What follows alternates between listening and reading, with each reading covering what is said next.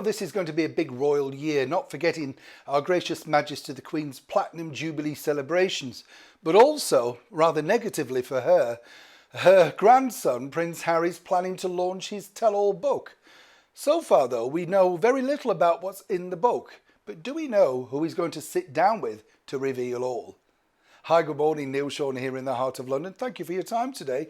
I hope you're all keeping well wherever you are, and I hope you're all having a bit of a restful period. We're coming out of the negative winter now, so let's think positive. I always think about this time of year, I don't know if you do this, but things in your country that sort of signify summer's on its way. You know, over here we have great things like Wimbledon and, you know, the Trooping of the Colour and things like that, and you think, oh yes, warm days where you can stand outside and not be wrapped up in scarves and coats and all that sort of stuff. You know, cheery times, as it were. We haven't had many of those in the last 2 years. In fact, Her Gracious Majesty the Queen hasn't had many cheery times of late, as we all know.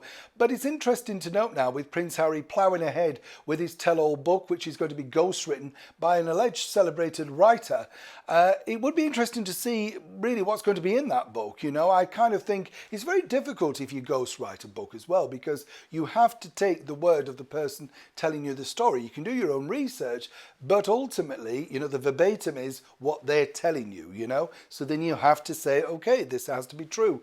But as I say, there's very little known about exactly who's going to be or what's going to be in the book. But the publishers are very keen to find the right person to sit down for that big tell-all interview. Now, as we know, Prince Harry sat down with Oprah Winfrey alongside his wife Meghan Markle and dropped quite a lot of bombshells in that one. So I don't think it's going to be Oprah, because the backlash would be too deep really for him. And of course, I'm not so sure exactly how much in the friend zone Oprah is right now. You know what it's like.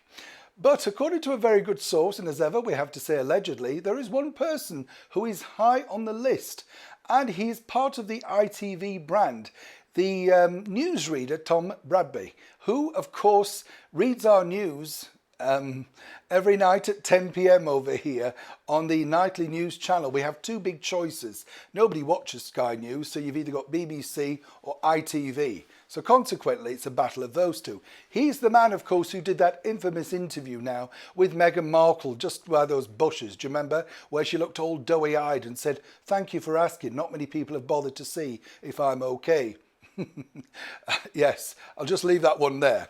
According to a very good source, apparently Tom is the man that Harry would like to sit down with for at least an hour, and no doubt ITV will want to broadcast this for great expense, no doubt, and this, they hope, will help sell the book. It does make sense because Tom's been a friend to both William and Harry for many years, and as we now know, basically William decided to cut ties with Tom. We're not quite sure why, but we believe all over the interview in Africa with Harry and Meghan. Seemingly that friendship is yet to be repaired, but this, for Harry, could be the perfect person. Not too difficult, not too many demanding questions, and no doubt, as he did with the previous interview in Africa, go through all the questions in advance so there's no surprises and you can perfect those very much needed acting looks. Neil Sean in the very heart of London.